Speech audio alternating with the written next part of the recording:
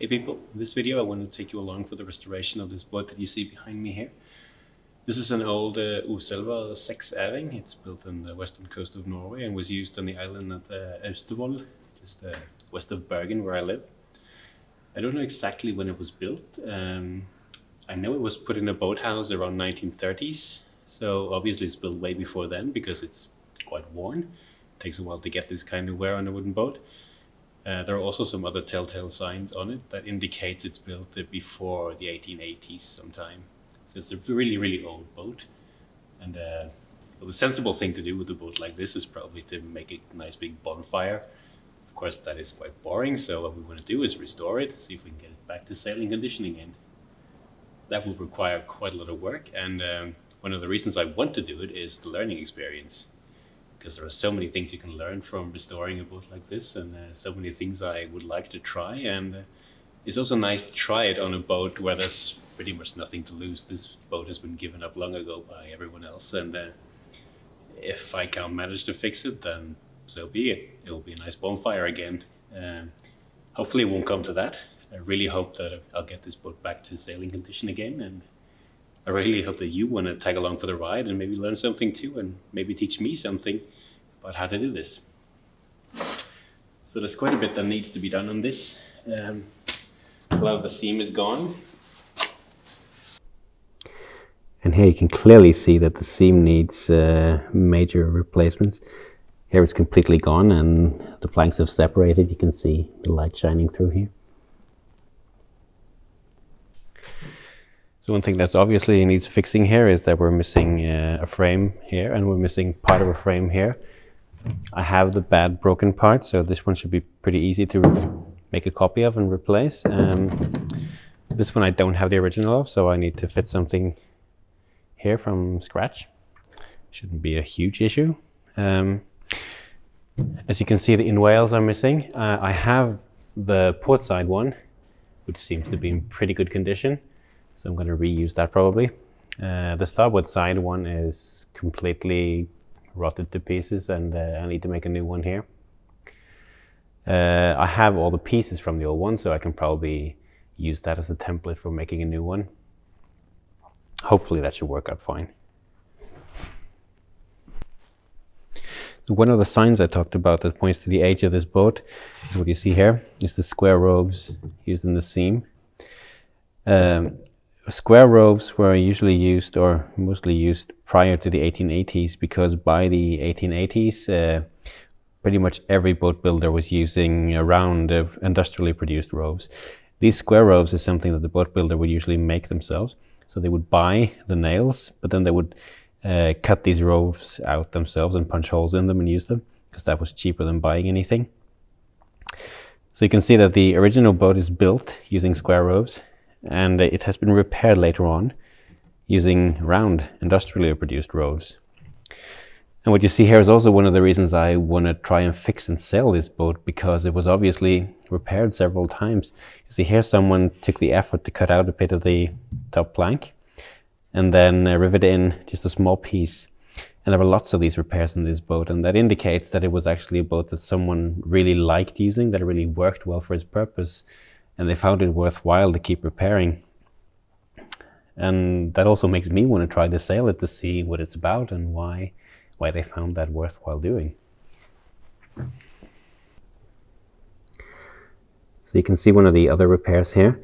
This is a metal band that's just been nailed over a crack, and this allows you to tighten the crack from the outside by putting in a sealing compound, and this holds it back from the inside so you don't just push it through the boat. And you see just next to it here, there's a different repair.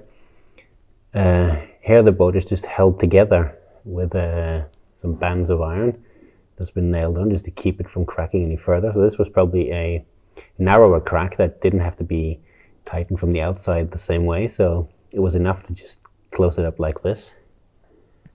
You can see this has been done on several planks down the length of the boat.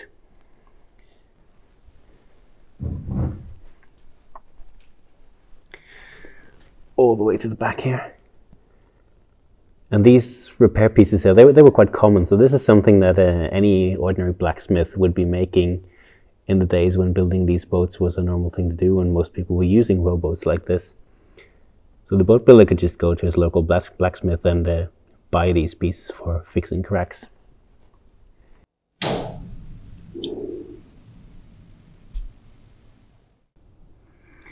can see here it's shaped like a little claw that you just hammer into the plank, and then you secure it with one nail in the middle, and it just holds the plank together and keeps it from expanding and moving, and keeps the crack from widening anymore. You can see one of the reasons why there are so many cracks in these planks is that this is a three-stroke boat. This is how they were traditionally built in most of Norway. And this of course means that the planks are very wide, and at the same time they're very thin to keep the boat light and nimble. And that combination of course means that the wood, you compromise strength a little bit by that, and then the wood is more prone to cracking. It has one of those repaired cracks, and it must have been repaired quite early in the boat's life, because you can see the whole repair itself is rusted to pieces. There's almost nothing left of it. One of the first things I really want to fix on this boat is this huge crack that you can see here. The best repair would of course be to replace the whole plank on a boat like this.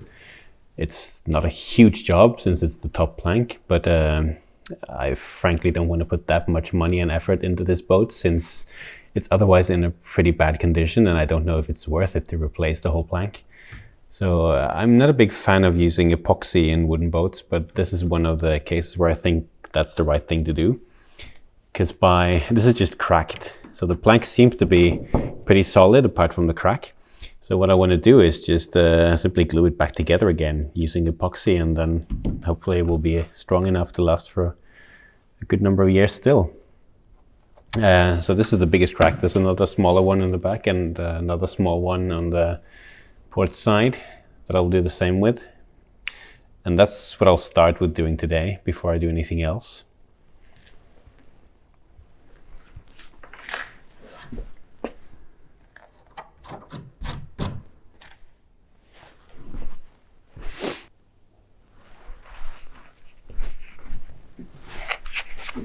So when I'm gluing up this plank here, of course the boat is slanting, and the epoxy is quite runny, so it's going to run downwards.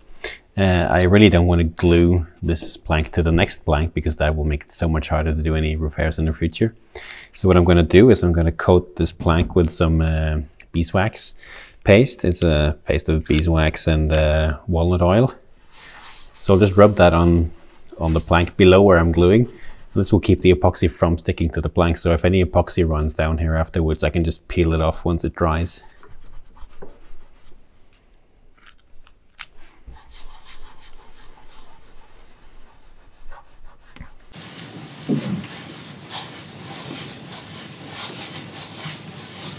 Okay, so this bit here was a bit worse than I thought. There's quite a bit of woodworm damage to it. So what I'm going to do is that I'm going to still glue up most of this, because most of it is just a crack. What seems to have happened is that the woodworms have weakened the wood, and then it has cracked from that weakened spot on. So I'm going to glue this up now, and then when it has hardened, I'm going to saw out this worst part here and replace it with a new piece of wood.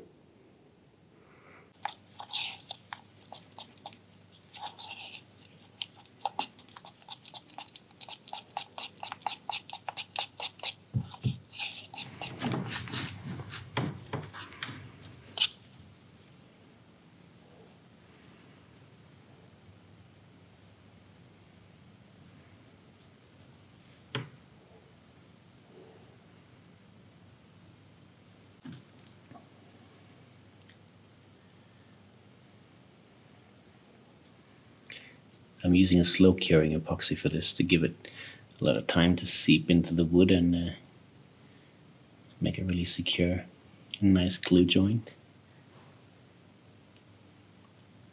Well, it's about 0 degrees in here at the moment, so I guess any epoxy would be quite slow curing at those temperatures anyway.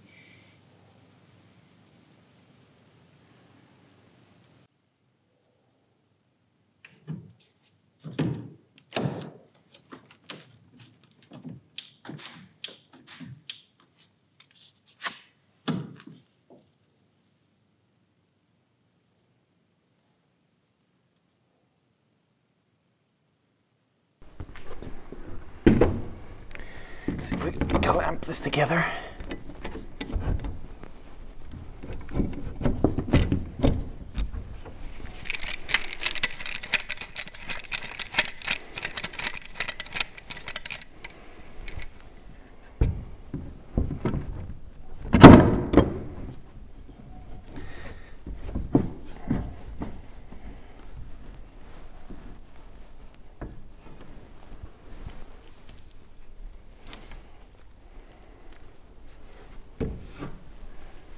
Yep, that's looking good.